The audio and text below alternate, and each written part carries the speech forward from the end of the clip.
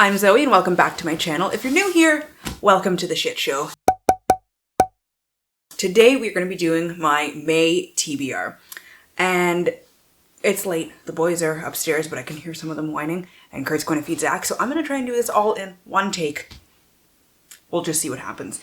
Anyways, I have 5 physical books, 1 audiobook, and a whole bunch from April that I never finished. So let's just get into this. The first ones are nowhere around here. I started reading the Pretty Little Liars series in March, I think it was, and I never finished them. So they carried over to April, never finished them in April. I'm going to finish them this month. I don't give a shit what I need to do. Draco, you're being such a sketchball back there. I have 6 books left. The hell did my TBR thing go? Oh, we moved it. I'm on Ruthless, I think it is. Number 1, 2, 3, 4, 5, 6, 7, 8, 9, 10. So I need to read 11 through 16 and then 2 of the companions. I think that's how I do math. I don't know. But I need to read a whole bunch of Pretty Little Liars books. If you don't know what the Pretty Little Liars series is about, how at this point? It follows 4 girls, Spencer, Aria, Emily, and Hannah. I almost said Henry and Emma. That's not it. Those 4 girls who were best friends with a girl named Allie in grade 7, and Allie went missing. Wait, no, I can't say that. No. Can I say? I don't know. Anyways, they are being stalked by somebody named A, for all intents and purposes. Stalking is probably the best word. And harassed, who A knows everything about their past, and if they don't do what A says, A will reveal all of their secrets. And it's a 12 million book long series. It's kind of trash, but I kind of love it. So I am vlogging all of that. That will be going up sometime this month. I need to finish those before I can get into this TBR. If I finish all of those, the first book I have on the 5-book physical TBR is Someone Had to Do It by Amber and Danielle Brown. This was kindly sent to me by HarperCollins, so thank you so much for sending me that. This is a thriller. The tagline is amazing. Someone had to make him pay. Someone had to take her down. I'm here for it. This follows Brandy Maxwell. Yes, she's an intern at a prestigious fashion house in New York. But yes, the job is not exactly what she thought it was going to be. She's kind of just cleaning up everybody's messes, quite literally by scrubbing puke that the models are expelling. What the fuck am I saying? And microaggressions from the white colleagues all the time. So really, is this job worth it? Is the exposure worth it? Likely not. But she cannot help herself from fangirling over Simon Van Doren, the fashion designer, his daughter, Taylor. She is the ultimate it girl. If we think back to the series The It Girl by Cicely von Ziegler, I feel like she would have been the Tinsley. Okay, that's where I'm at here. Yes, and then one night at a glamorous party, she overhears something, and her fate becomes dangerously intertwined with Taylor's.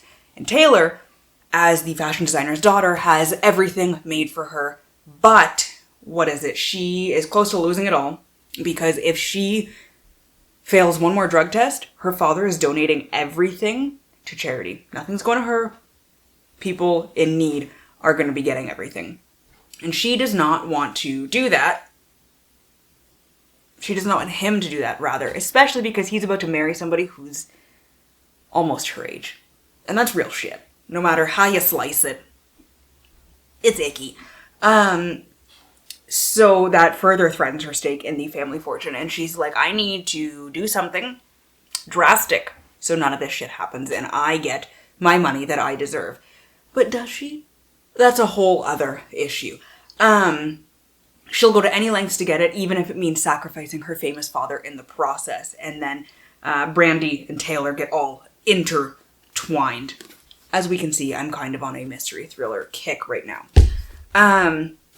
Next up is Lies We Sing to the Sea by Sarah Underwood. That is a very, very shiny cover. Mother of God. This is a sapphic retelling, I believe, of the Odyssey. I think. I could be 100% wrong.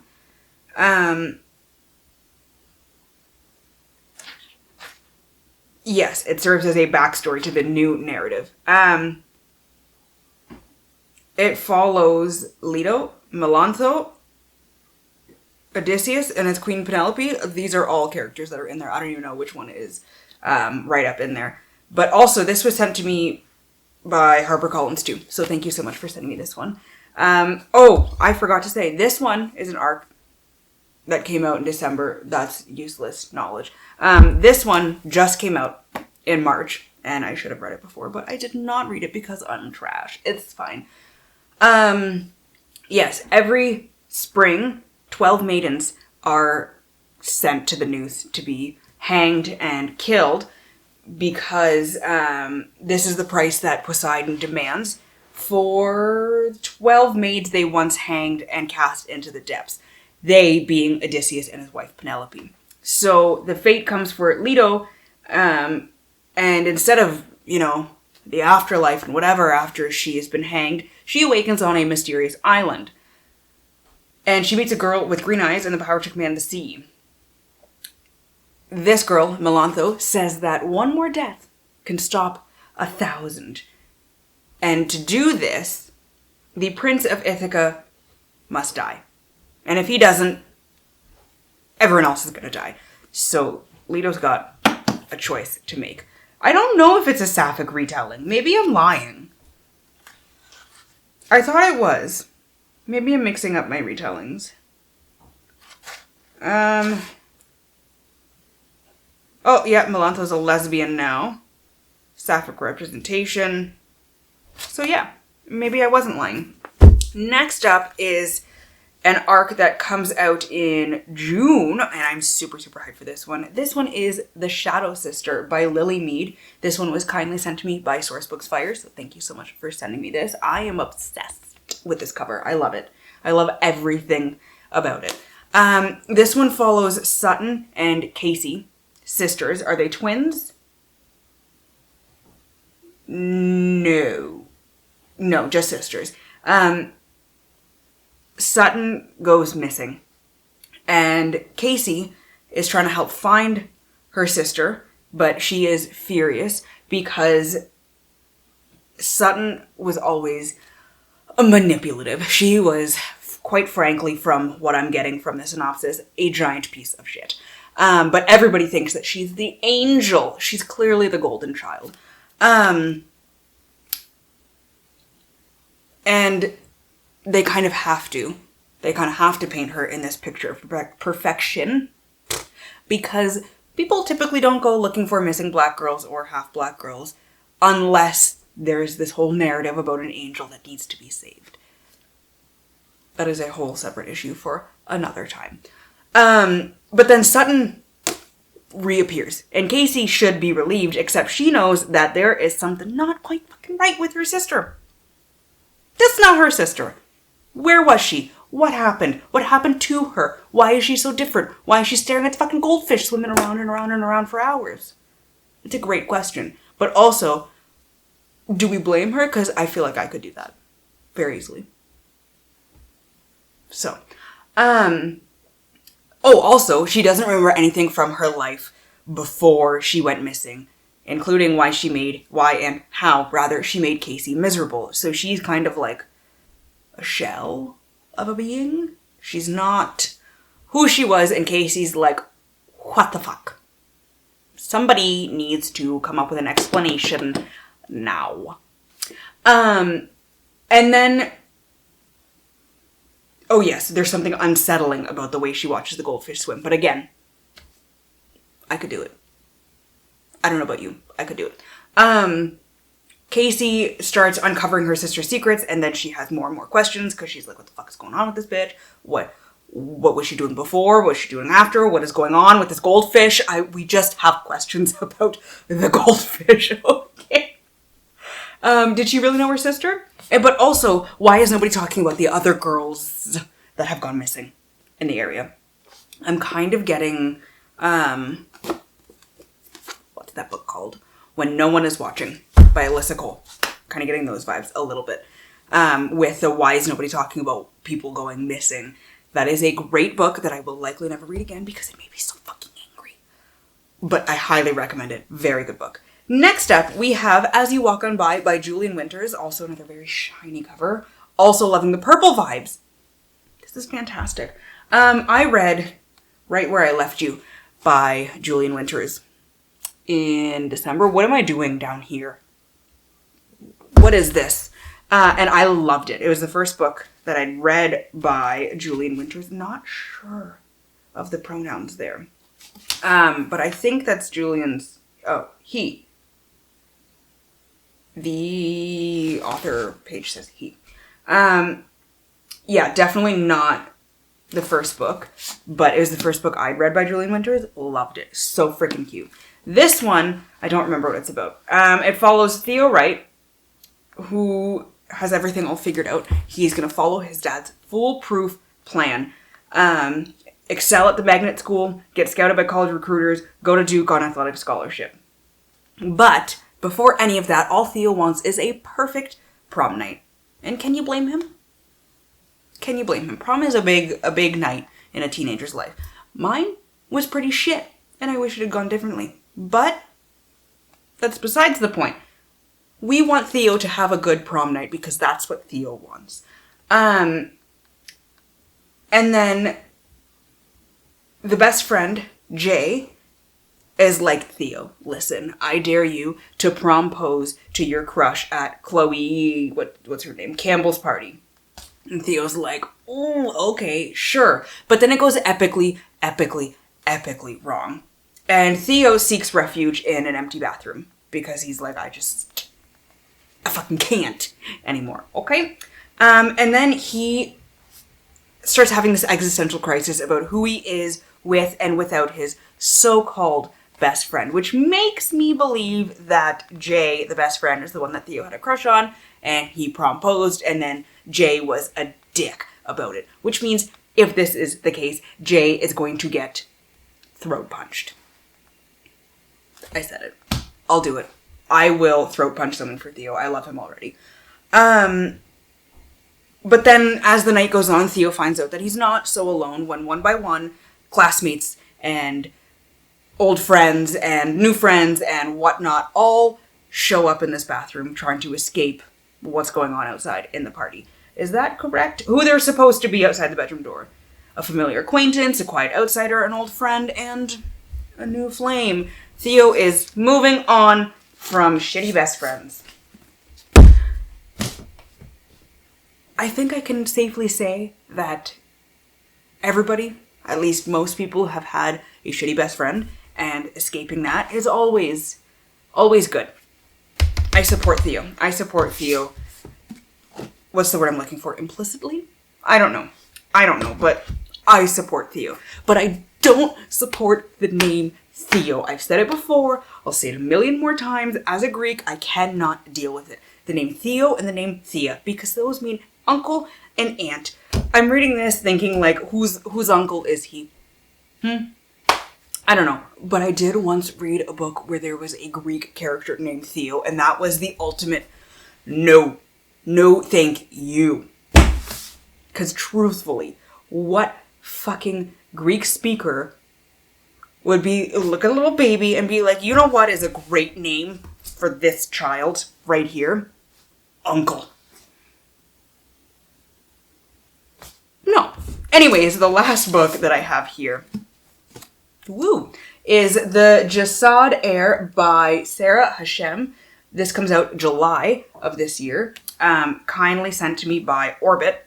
Thank you so much. Orbit is my favorite. Orbit does not miss. So when I saw this shit, I was like, Abso-fucking-lutely. But I do have questions. I have questions that need answering. Gandalf style.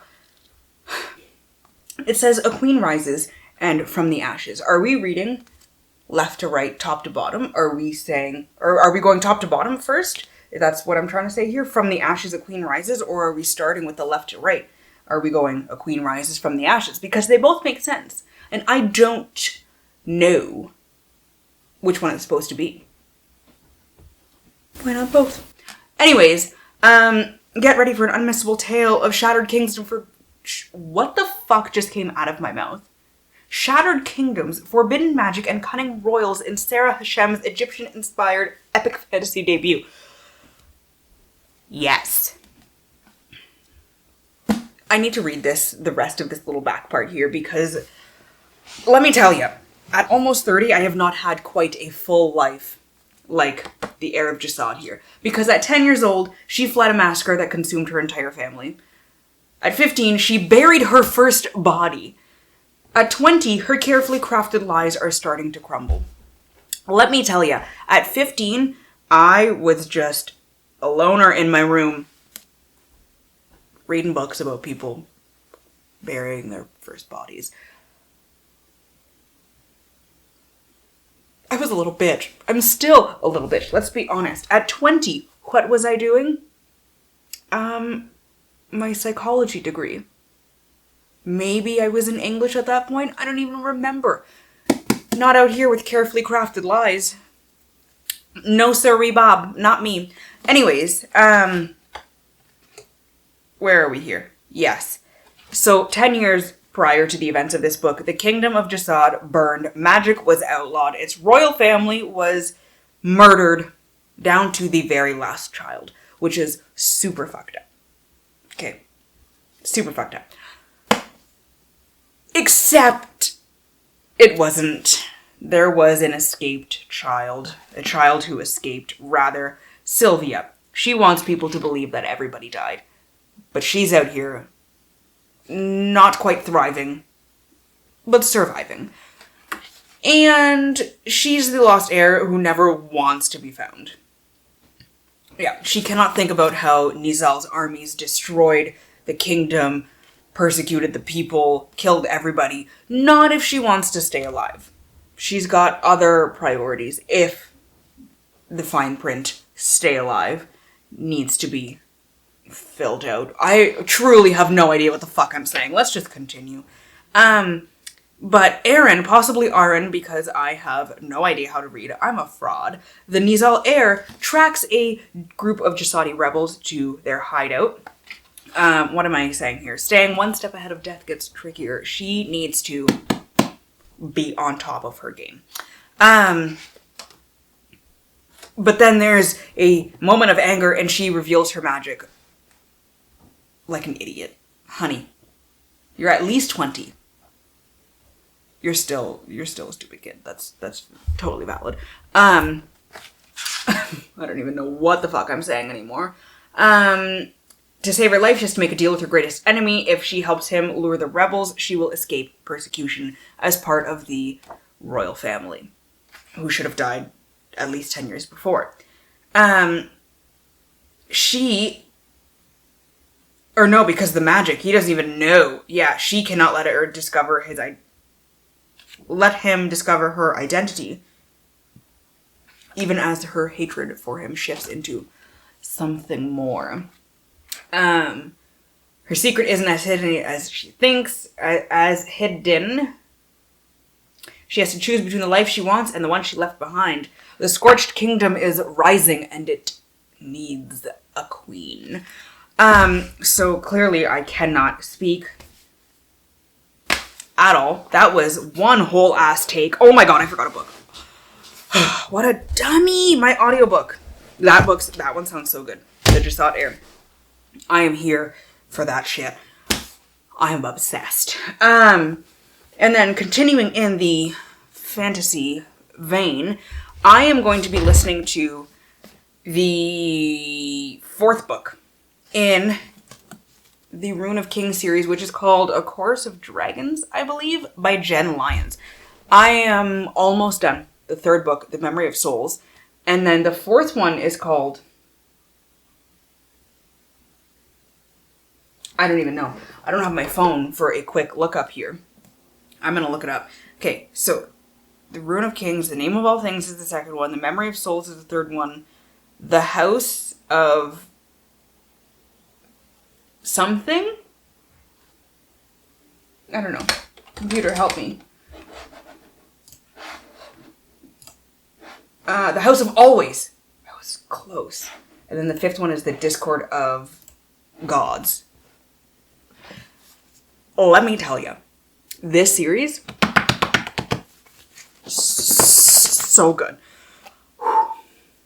So good. I've been listening to the audiobooks for all of them, and there's at least 2 narrators for each book. So good. So good. I'm not going to tell you what the fourth one is about because I don't want to spoil anything for anyone, including myself, because I have not finished the third one. I don't know what the fourth one is.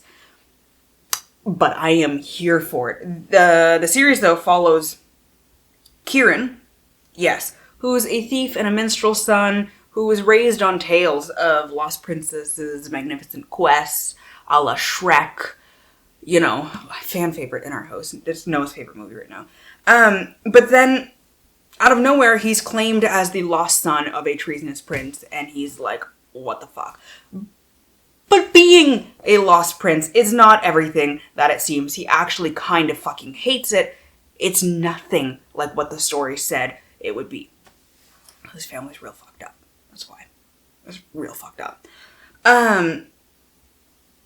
Yes, he's practically a prisoner. But the stories not only lied about what it would be like to be a prince, lost or otherwise, it also lied about, what does it say specifically? Dragons, demons, gods, prophecies, true love, and how the hero always wins.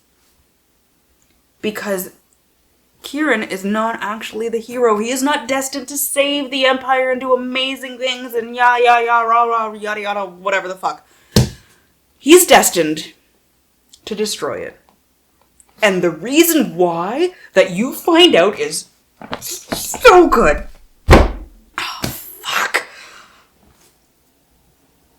More than anything, though, what really gets me going about that book, and for anybody who's curious about how my own writing has been going, like, look at this. My hair is starting to fuzz. I'm so excited. I got a phlegm bubble. That's disgusting. Bubsy! Draco's back there eating. Hi, Bubbies. I love you. Anyone who's interested in my writing, if anybody cares, the book that I'm working on right now, my second one, not the second book after the superstition one. This is a completely separate one. What came out of my mouth? Tentatively called The Lost World because I have no other name for it and needed a placeholder. This is one of the comp titles for that book based on the narrative style. Not exactly 100% like mine because that's a little ridiculous, but it takes elements. Like, if you like the narrative style of this, you would probably like the narrative style of my book. And I'm so excited to comp that. I'm going to be looking for beta readers this month. I'm almost done my first draft. I've been doing edits. Anyways, unrelated to my May TBR, which is done. 23 minutes and 40 seconds. Beautiful. I'm not cutting a single thing out of this. I will be, for dramatic effect, adding zooms and whatever. We'll get fancy with it. Who knows? But I will not cut a single second out of this. Anyways, let me know down below in the comments what your May TBR is looking like, what your April TBR was like. Am I going to do an April wrap up? Yeah, I am. That's stupid. Why would I not? Or if that's just too much or you don't have a lot of time, drop some hearts down below in the comments. Preferably purple ones because that's my favorite color. As always, to stay updated with my current reads and how I'm feeling about them and how I will feel about any of these bad bitches, you can follow me on, oh my god, that fell, Instagram, Twitter, Goodreads, Storygraph, if I ever fucking update Storygraph, and TikTok, if I ever fucking post on TikTok. I'm gonna start. I just need to actually fucking do it, so whatever. All at Zoe's All Booked, which I will leave linked down below in the description box. Thank thank you all so much for watching. If you like this video, please give it a thumbs up, subscribe, and share the video. So other people can see the chaos. I've gone mild Sean Connery, and I don't understand why, and I need to move on from that because I don't want Sean Connery coming out of my mouth. That is disgusting. I need to not. I need a fucking snack. Yeah, I hope you all have a wonderful day and get at least a little bit of uninterrupted reading time, and that your day is not as chaotic as I am. I love you, awesome nerds, and I will see you in the next one. How long is this? 25 minutes and 30 seconds. 33 seconds. It will not be any less than that. 36 now. Jesus Christ. 40 seconds.